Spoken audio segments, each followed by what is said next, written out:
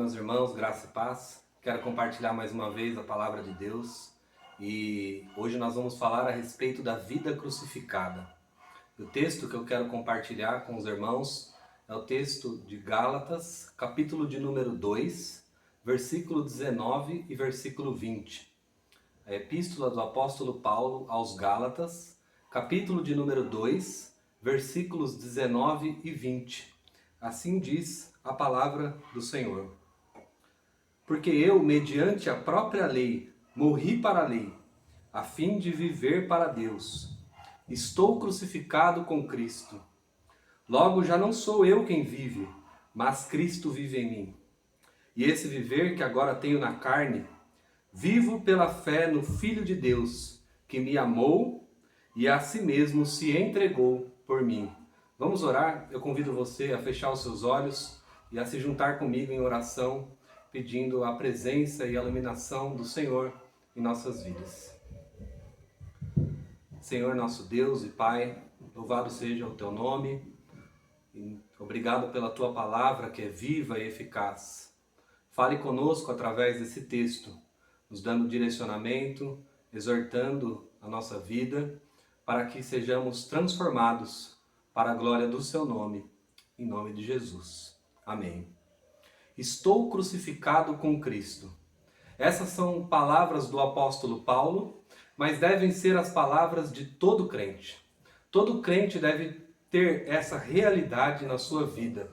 E a pergunta que eu quero deixar hoje para vocês é: a vida que você tem vivido, a vida cristã, a vida evangélica, a vida com o Senhor que você tem vivenciado, pode ser resumida nessas palavras do apóstolo Paulo? Se a resposta for não, significa que você não tem vivido um cristianismo verdadeiro e íntegro. Mas se a resposta for sim, nada mais importa, porque você entregou a sua vida ao Senhor Jesus. Eu quero falar um pouco a respeito da vida crucificada, primeiro olhando o versículo de número 19, onde o apóstolo Paulo diz que mediante a própria lei, ele morreu para a lei, a fim de viver para Deus. O primeiro aspecto da vida crucificada é que você compreende que você não é capaz sozinho, que você por si próprio, mediante as obras que você pode fazer, mediante as obras da lei, não pode se salvar. A lei de Moisés é boa, santa, perfeita e justa. A lei contida em todo o Antigo Testamento, ela é perfeita e ela restaura a alma. Porém, ela nos aponta para uma realidade que nós não somos capazes de cumpri-la cabalmente. E é por isso que elas não podem nos salvar. Então é necessário que nós olhemos para a palavra de Deus e creiamos na mensagem do Evangelho. Creiamos que nós necessitamos da pregação da fé.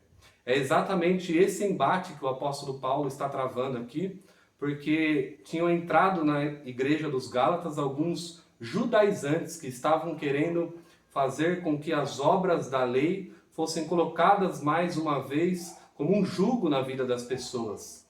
E o apóstolo Paulo, inclusive, repreende Pedro quando esse se deixou levar pelos da circuncisão.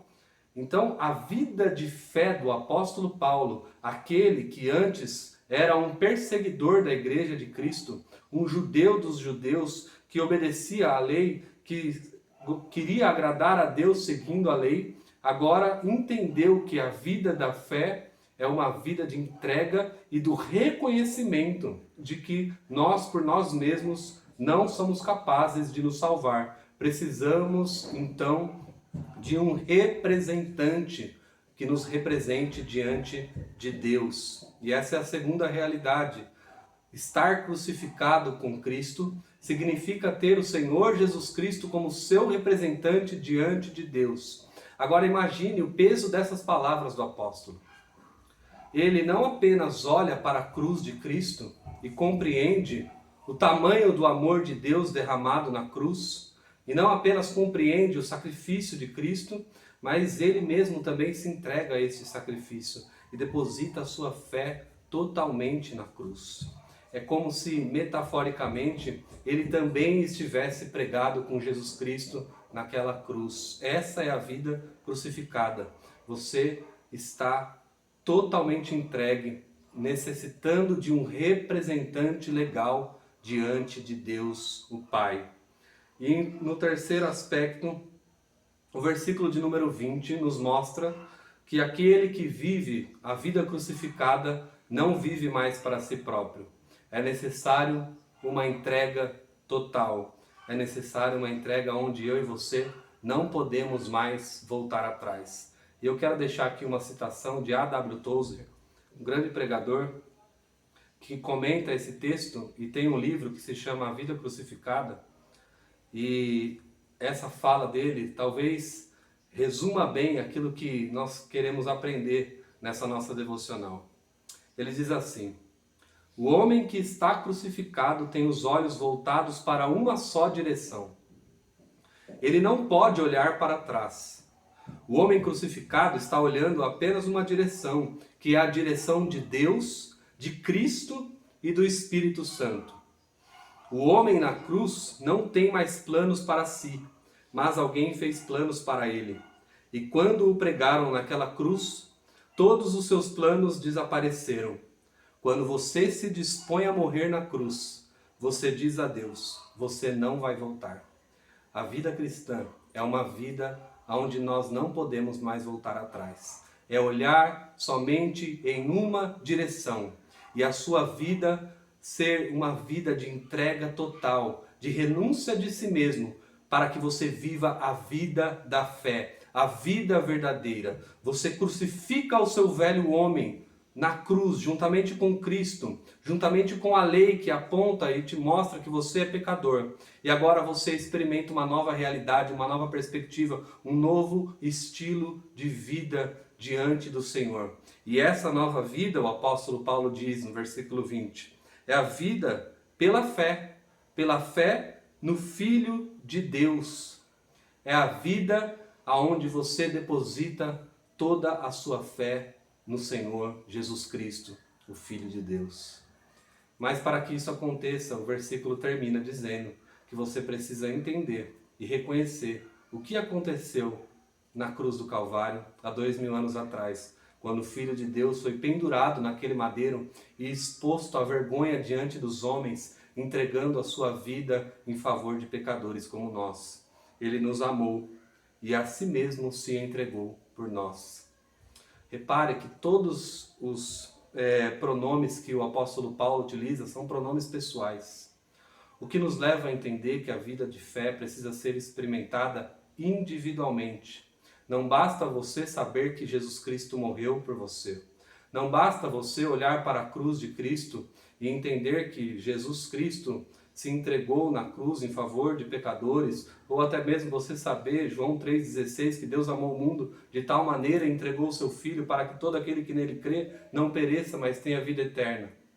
Esse é o primeiro passo, você precisa entender isso. Mas além disso, isso precisa ser experimentado individualmente, porque a salvação acontece individualmente. O apóstolo Paulo diz: eu estou crucificado com Cristo. Essa é a minha realidade, essa é a minha vida agora. Antes eu era um perseguidor da igreja, mas agora eu sou um perseguido. Antes eu queria cumprir as obras da lei, mas agora eu entendo que elas não podem me salvar e eu preciso entregar a minha vida completamente ao Filho de Deus. O caminho de Damasco fez com que o apóstolo, então, outrora Saulo, o perseguidor, agora fosse aquele que declara em alto bom som: eu sou um pecador, salvo pela graça de Deus. Eu estou crucificado com Cristo. E eu termino perguntando para você: você está crucificado com Cristo? A vida que você tem vivido é a vida da fé no Filho de Deus? E você tem experimentado a realidade dia após dia de que Deus nos amou e que o Filho de Deus se entregou por nós e assim também nós devemos nos entregar a Ele? Se assim for, meu irmão e minha irmã, os portões celestiais estarão abertos para você. O Senhor Jesus nos receberá com os braços abertos, porque nós estamos com Ele na cruz, também estaremos com Ele na glória. Porque nós morremos com Ele para essa vida, nós viveremos com Ele então eternamente. Eu convido você a orar e pedir mais uma vez para que o Senhor faça da sua vida uma vida de entrega total, para que você possa declarar em alto bom som e que todos saibam que você está crucificado com Jesus Cristo.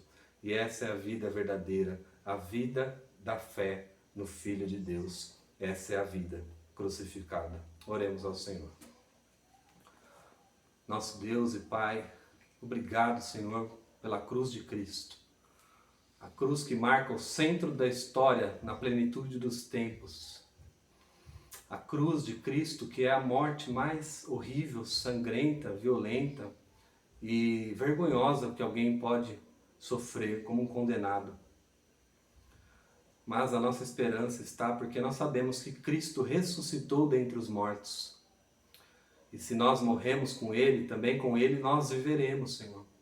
E se aqui nós sofremos a vida de sofrimento proposta pela vivência de um evangelho verdadeiro, nós também sabemos, Senhor, que quando Ele voltar, nós viveremos a glória dos eleitos, a bodas do Cordeiro para todo sempre.